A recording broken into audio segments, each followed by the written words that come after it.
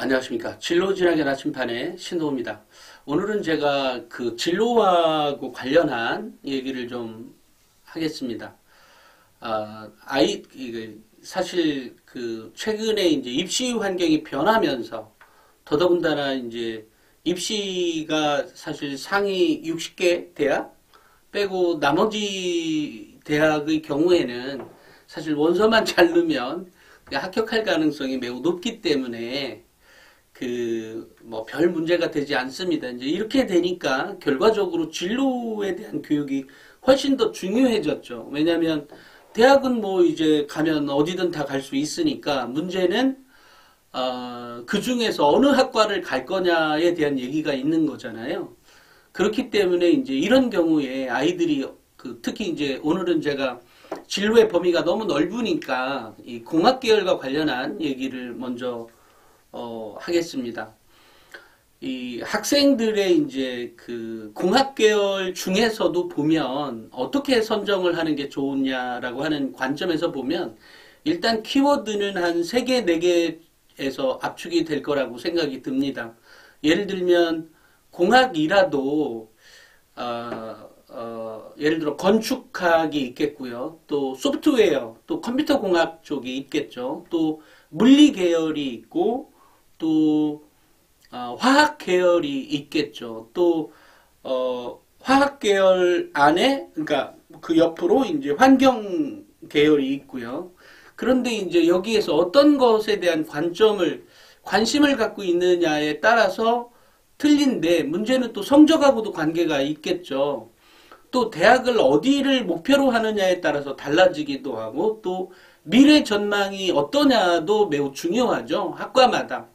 학과마다 가지고 있는 미래 전망이 다 따로 있습니다. 예를 들면 우리가 기계공학과의 경우에는 한때 기계공학과 이제 벌써 몇십 년 동안의 인기 학과 아니에요? 근데 기계공학과가 예전에 알고 있던 아주 그 축소된 그러니까 뭐 밀링이나 하고 뭐 했던 거 있거든요. 뭐 이렇게 보면 왜 공장에 가서 그 기계 갈고 하는 그런 것만 생각하면 요즘 시기엔 안 맞죠. 예를 들어 이제 그런 일들은 지금 로봇이 하거나 기계가 다 하고 이제는 조금 더 이제 기계 설계 쪽이나 이런 거에 더 집중을 하는 환경으로 바뀌다 보니까 결국은 학과의 미래 전망이 어떠냐가 더 중요한 영역이지 않을까 싶어요. 그러니까 이러다 보니까 결과적으로 보면 현재 아이가 물화생지 중에 관심을 갖고 있는 분야가 어디냐, 또 성적은 더 좋은 거냐, 또 성적이 좋았을 때 그것이 교사의 영향력이 얼마만큼 반영이 되었는지, 예를 들면 실제는 화학을 좋아했지만 그러니까 생명과학 선생님이 너무 좋아서 생명과학 점수는 좋은 경우도 있을 수 있잖아요. 그것은 이제 학생이 어떤 영향을 받고 있는지에 따라서 이제 달라질 수가 있는 거죠. 결과적으로 공학에서 보면 이렇게 학과는 제가 그 작년 말에에서 올해 초에 걸쳐서 쓴 책이 대한민국 진로진학 가이드북의 공학 계열 책입니다. 여기에 보면 이 공학 계열 안에 분류된 학과가 33개가 학과로 제가 분류를 해놨어요.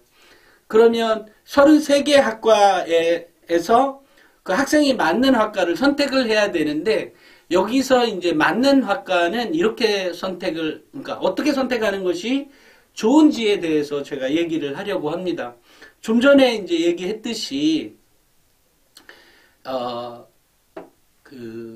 현재 성적이 물화생지 중에 어떤 거에 더 관심을 갖고 있는지, 그 다음에 거기 플러스 수학 성적은 어느 정도 하고 있는 건지, 수학에 대한 관심이 현재 그냥 단순히 공부를 못해서인지 정말로 싫은데 억지를 하는 것인지 이런 거에 따라서 다 달라지겠죠. 그러니까 수학이 더 많이 부과되는 학과이거나 또는 학생에 따라서는 미래 전망이 더 좋은 학과를 선택하는 경우가 있기 때문에 여기에 있는 학과 33개에서 학생이 이제 선택을 하게 되는데 예를 들면 최근에 제가 상담을 한 학생 중에 이런 경우가 있었어요.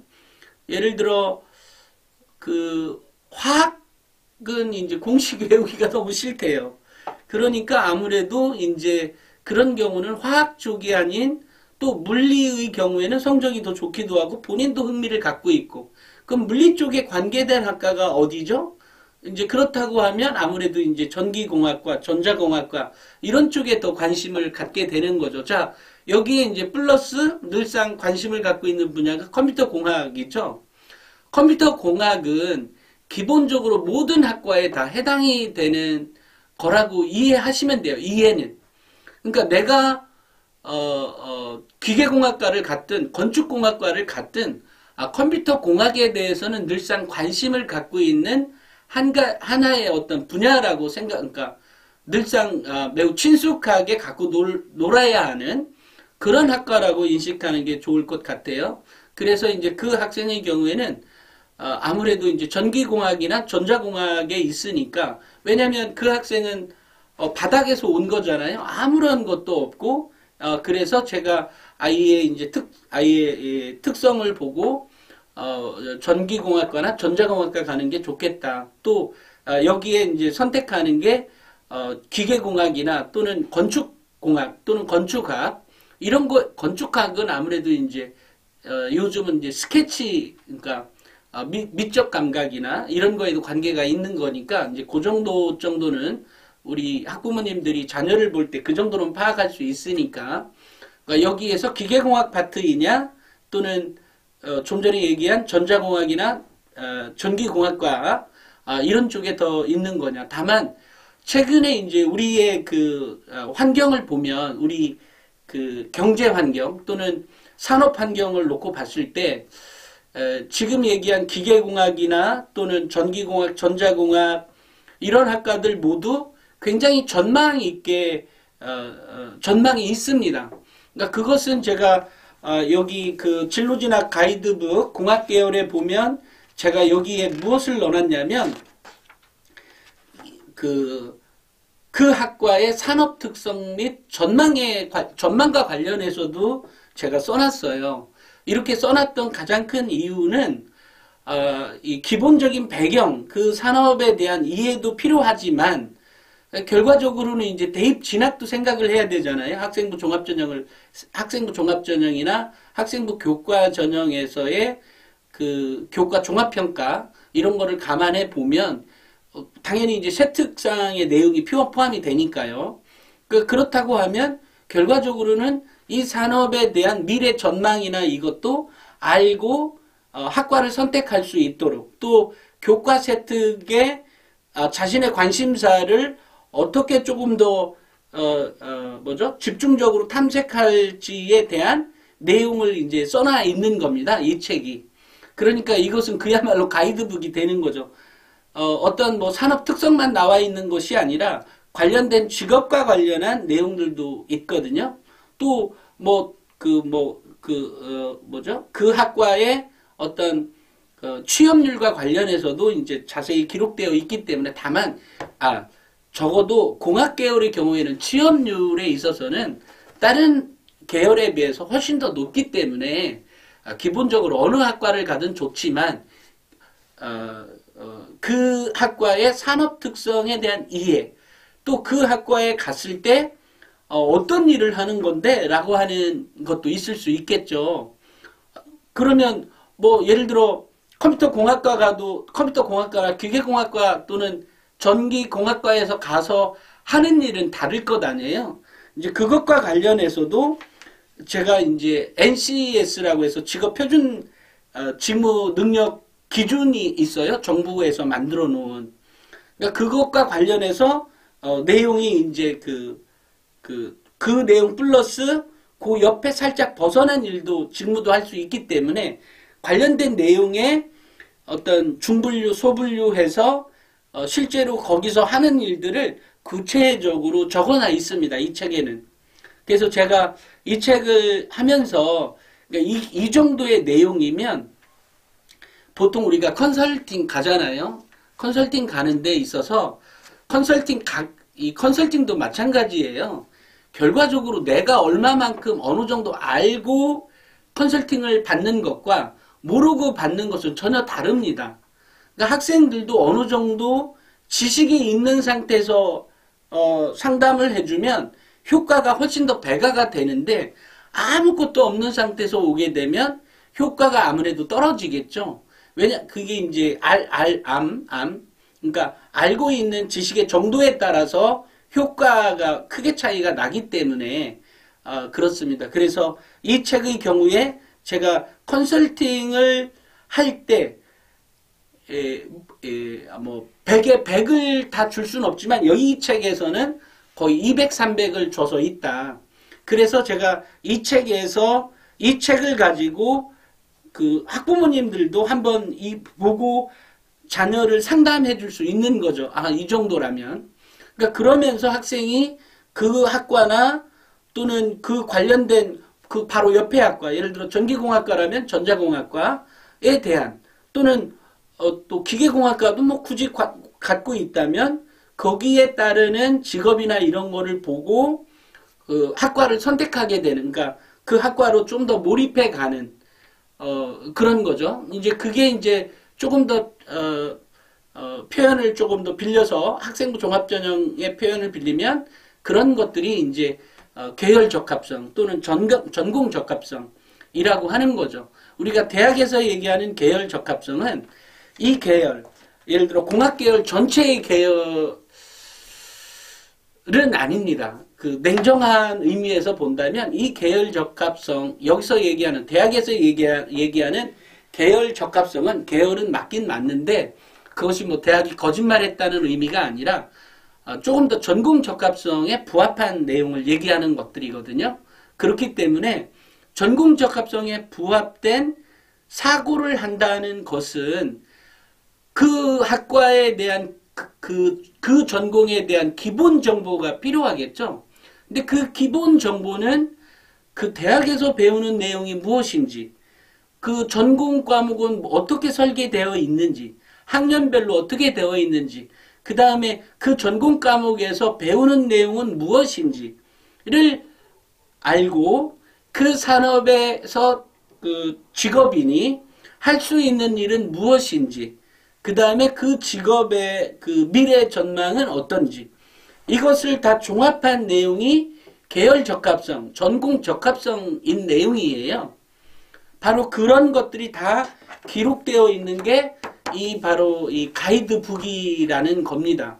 그래서 제가 이 가이드북을 계열별로 다 만들면서 사실 동시에 만들기 위해서 제가 정말 엄청난 시간과 노력을 들여서 만들었는데, 만들고 났을 때 제가 이제 일부 교장 선생님들이나 일부 교사들에게 이 책을 이제 보내주게 되면 그 다음 날이나 그 다다음 날 곧바로 주문이 옵니다.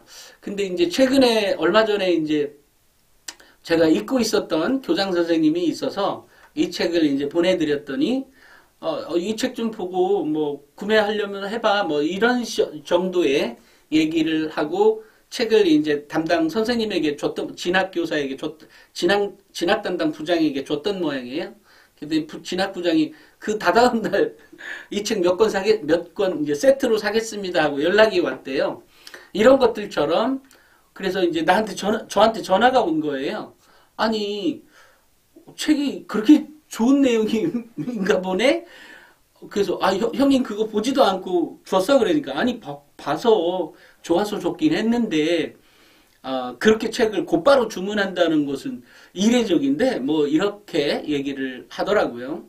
그래서 제가 뭐, 조금 더 어떤 만족감이라고 할까? 책을 잘 만들었구나, 라는 생각을 했습니다. 물론 뭐, 여러 가지 그 부족한 점이 없지 않아 있을 수 있지만, 그럼에도 한 학과의 전공 적합성이나 계열 적합성을 완전히 완전히 심화된 내용을 포함한 내용까지 들어가 있거든요. 또 앞쪽에 보면 제가 보통 보면 그 각 창체 활동이나 자율 활동이나 동아리 활동, 진로 활동에서 유명 대학 가는 애들이 꼭 해야 하는 활동들이 있습니다. 물론 모든 활동을 다 하는 것이 아니라 그 중에서 좀 특색 있는 활동들을 하는 게 있어요. 그래서 그런 거에 대한 샘플이 좀 있으면 우리 학생들에게 도움이 되겠다 해서 공통사항이라 그래서 제가 그 학과별로 넣어준 게 있습니다. 자율활동을 한 250개? 또 250개 종류가 있는 거예요. 또 동아리 활동도 뭐 그 정도, 300개. 또 진로 활동은 제가 한 150개 정도 넣어놨나?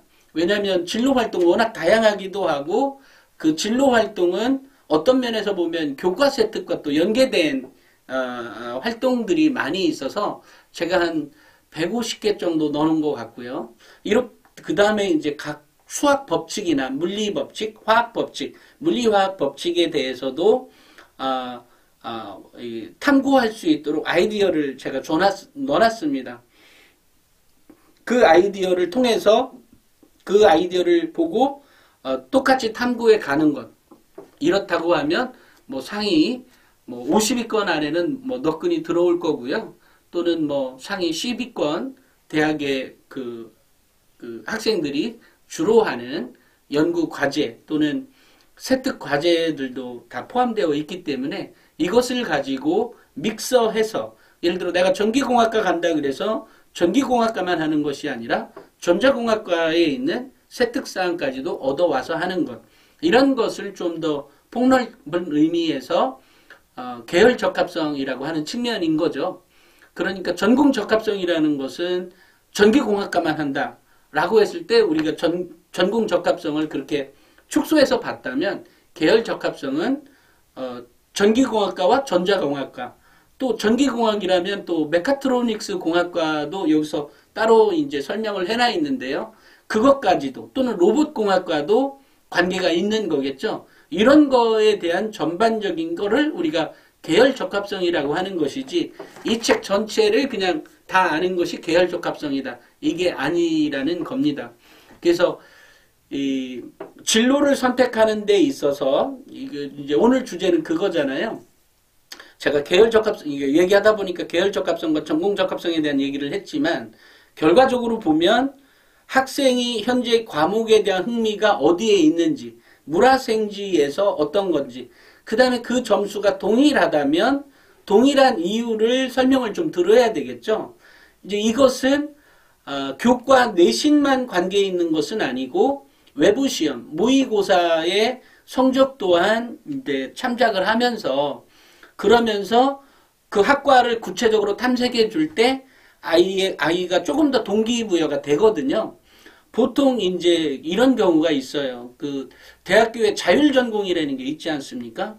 그 뭐 자연 계열의 자율 전공 이렇다고 하면 거기 가면 이게 사실 그 학과는 경쟁률이나 실제로 등급컷도 좀 높은 편이에요. 다른 과에 비해서 다른 학과에 비해서 높은 편인데 취업률은 매우 높은 편에 속해요. 거의 탑 클래스의 그 대학의 탑 클래스에 준하는데 실제 취업률은 탑 클래스에 근접하지 못하고 거의 꼴찌에 근접하는 경우가 많습니다. 그 가장 큰 이유는 진로 설계가 그만큼 어렵기 때문이기도 하고 학생은 4년 동안 역시 계속 진로 설계만 하고 있는 거야. 그래서 이제 저가 상담해 줄 때는 또는 우리 선생님들에게 진로 설계를 이렇게 하는 게 더 좋습니다라고 제가 이제 이렇게 말씀드릴 때는 뭐를 어떻게 얘기하냐면 어느 정도 계열에 준하면 아까 계열은 제가 좀 전에 설명을 했죠. 그 계열에 맞는 특정 학과를 선택하게 하고 그것을 탐색해 가게 되면 가면서 이제 아까 계열 적합성이라는 것도 결국 같은 계열로 넘어가는 거니까 그 범주 안에서 그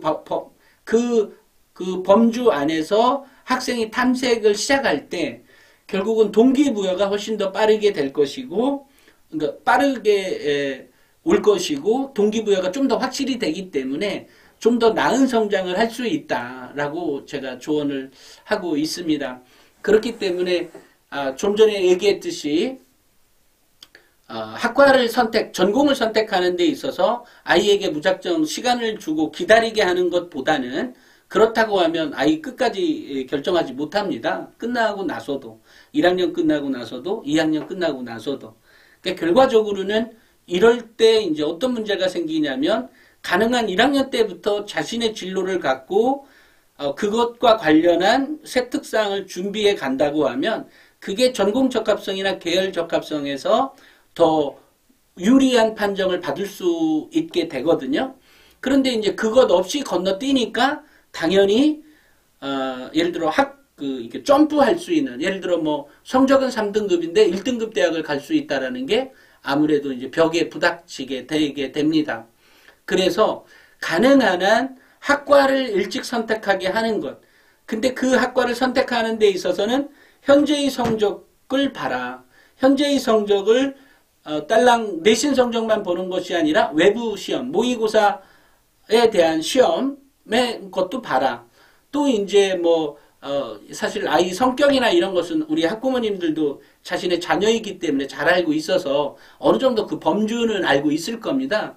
다만 구체적으로 어느 학과가 있는지 또 어느 전공이 맞는지를 잘 판단이 안 되기 때문에 적합한 조언을 조금 더 보다 정확한 조언이 이제 불가능하니까 그런 건데 제가 좀 전에 얘기했던 방법을 써서 물화생지 중에 어떤 거에 더 관심을 갖고 있는지, 물화생지 범주 안에 있는 학과는 무엇이 있는지 한 번에 이제 여기 그 목차편에 보면은 그 학과에 대한 내용들이 쭉 다 있거든요. 이 중에서 어떤 것이 더 나은지를 알게 됩니다. 그러니까 그걸 가지고 아이에게 조언을 하게 되고 그러면 그 중에서 뭐 조금 더 관심사, 예를 들어 자기가 봤던 뉴스 중에 제일 관심 있게 봤던, 네 눈에 들어왔던 게 가장 큰 게 뭐야? 라고 얘기를 듣고 그 내용을 이 학과와 연결하다 보면 학생이 그나마 흥미로운 것들, 소재를 발견하게 됩니다. 그러면서 학과를 선택할 수 있게 하고 그 학과와 옆에 있는 학과도 중요하다 그랬죠? 예를 들어 컴퓨터 공학과라면 소프트웨어 공학과도 있을 것이고요. 또 보안학과도 있을 것이고요. 그죠? 또 인공지능학과도 있을 것이고요. 이렇게 관련된 학과잖아요. 다 컴퓨터 관련한. 그러니까 이런 범주 안에서 보다 쉽게 탐색하게 되는 거죠. 그렇다고 하면 1학년 때는 그 범주 안에서만 컴퓨터 관련한 전체 학과에 대한 그거가 한 대여섯 개 학과가 여기 있을 것 아니에요. 그 범주 안에 있는 것들에 대한 교과 습득이나 창체 활동을 준비해 가면서 2학년 때는 보다 그 중에서 난 컴퓨터 공학과야 라고 한다고 하면 그 컴퓨터 공학과 관련한 좀 더 집중적인 탐색을 했을 때 이 아이가 진로 설계에 있어서도 그렇고 진로 적합성 내지는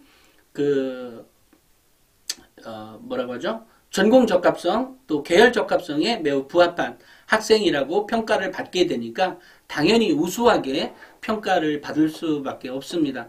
오늘은 제가 어떤 공학 계열의 진로 설계에 대해서 말씀을 드렸는데요. 다음에는 다른 계열의 진로 설계에 대해서도 말씀을 좀 드리도록 하겠습니다.